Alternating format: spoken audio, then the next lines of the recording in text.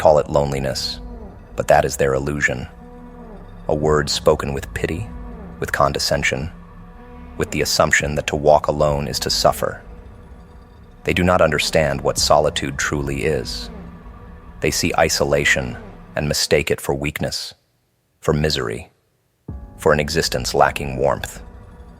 But that is because they are weak, because they cannot fathom a world where the crowd is not necessary, where approval is not the currency of existence.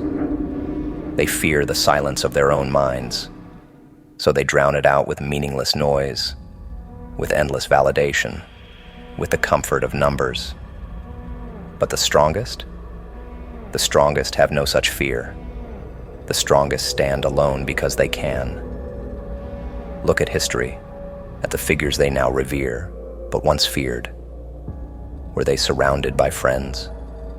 Did they spend their nights seeking company, desperate to be accepted? Or did they carve their own paths, alone, while the world resisted them at every step? The ones who left their mark were never the ones embraced by the crowd. They were the ones rejected, vilified, exiled. They walked through fire, through silence, through the kind of isolation that would break lesser men. And in that solitude, they became something greater.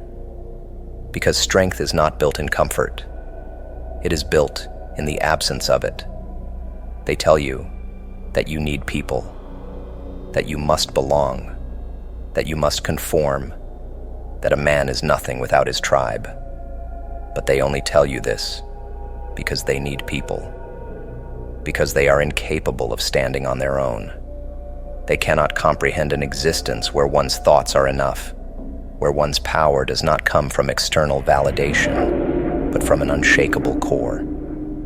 They huddle together like animals, convincing themselves that numbers grant them strength, that their worth is measured by the hands that clap for them. But strength does not come from applause. It comes from knowing that even in the absence of approval, you are enough. And yet they will try to break you. They will try to convince you that your solitude is a curse, that your independence is a flaw. Because deep down, it unsettles them. It reminds them of their own dependence, their own weakness, their own inability to function without the constant reassurance of others. They see you standing alone, and they do not understand how you do not wither, how you do not beg to be accepted, how you do not shrink yourself just to fit in. And so, they label you arrogant, cold, dangerous, not because you are any of those things, but because you remind them of what they lack. They believe strength is measured by the weight a man can lift, by the battles he has won, by the scars he wears. But true strength is looking at the world and knowing, I do not need you. True strength is standing in the storm without flinching, without reaching for shelter, without asking for a hand to hold. It is the ability to walk forward even when the path is empty, even when there are no cheers, no applause, no voices reassuring you that you are doing the right thing. Because the strongest do not seek approval. They seek truth.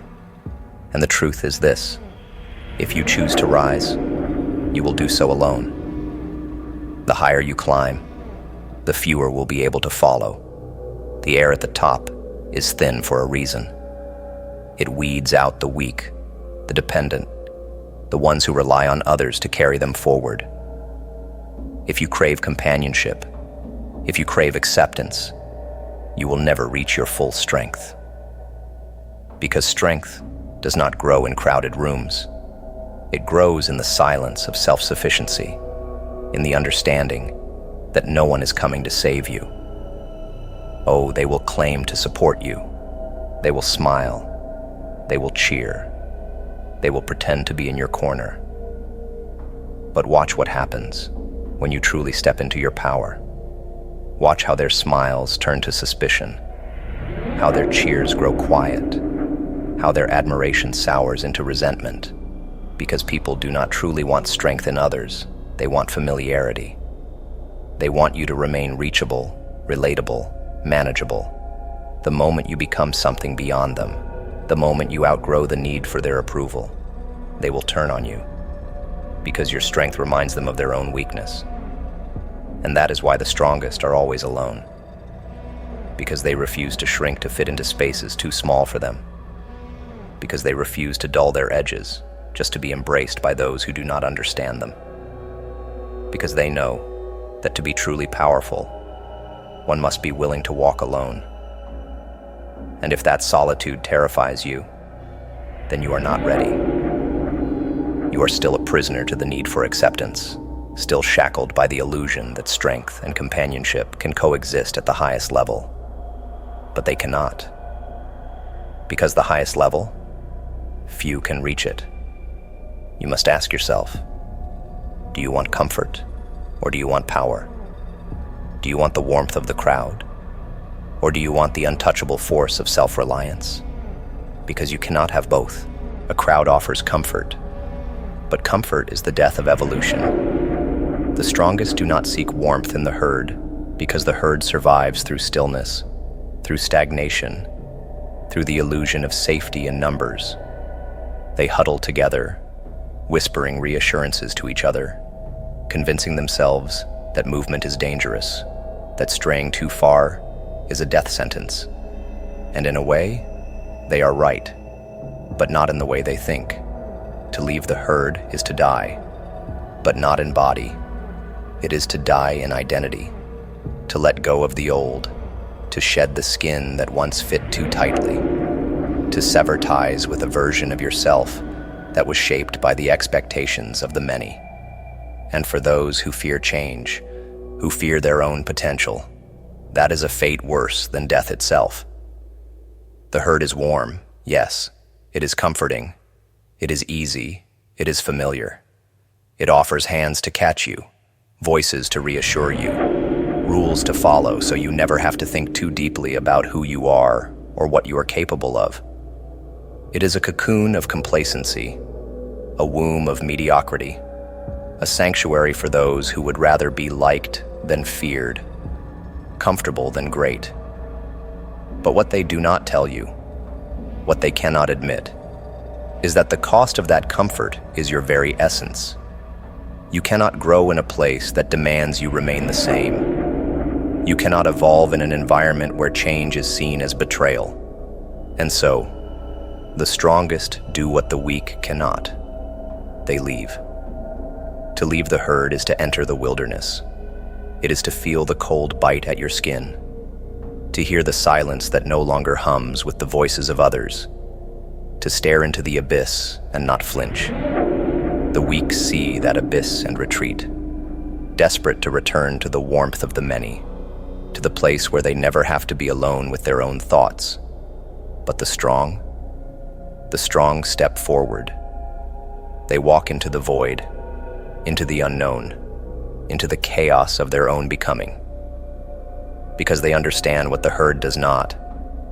Comfort is a cage, and a cage lined with gold is still a prison. They will call you reckless. They will call you lost. They will warn you of the dangers ahead, of the loneliness that comes with refusing to stay in place. But their warnings are not about you. They are about themselves. They speak from fear, from insecurity, from the knowledge that they will never have the courage to do what you are doing. They need you to stay, not because they care for you, but because your departure threatens their illusion of safety. If you leave, if you evolve, if you become something more, then what does that say about them? That they were always capable of more, but chose to remain? That their comfort was never safety, but stagnation? They need you to fail. They need you to crawl back, shivering, defeated, desperate for the warmth of the herd again. Because if you succeed, then they have no excuses left. Evolution demands suffering. It demands solitude. It demands destruction before creation, chaos before order, exile before ascension. The weak fear that suffering, so they remain where it is warm, where it is safe, where the burden of greatness will never touch them. They tell themselves that they could leave, could grow, could become something more if they really wanted to. But deep down, they know the truth. They lack the will. And so, they resent the ones who walk away, the ones who dare to leave the warmth of the many, the ones who choose the pain of transformation over the comfort of belonging. The strongest walk alone, not because they hate people, but because they refuse to be like people. They refuse to be shaped by the expectations of those who fear the unknown. They refuse to let their potential be limited by the boundaries of the herd.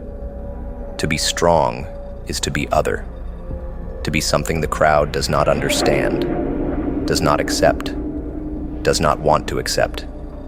Because to accept your existence is to admit that they too could have been more.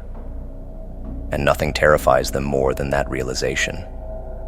There is no comfort in the path of the strong, no hands to hold, no voices to guide, no gentle reassurance that you are doing the right thing. There is only the relentless march forward, only the weight of your own will, only the knowledge that the herd will never welcome you back as one of them. And that is the price of evolution, to become something so great that you can never again return to the world of the ordinary. But tell me, is that truly a price? Or is it the greatest freedom? To shed the need for validation, to sever the chains of expectation, to stand in the cold and not shiver, to know that every step you take is yours alone, that every battle you fight is of your own choosing, that every victory you claim is real, not given, not shared, but earned. The crowd will never know that feeling. They will only know the comfort of their walls, the security of their sameness, the slow decay of their unchallenged existence. They will never be anything. But you will be everything.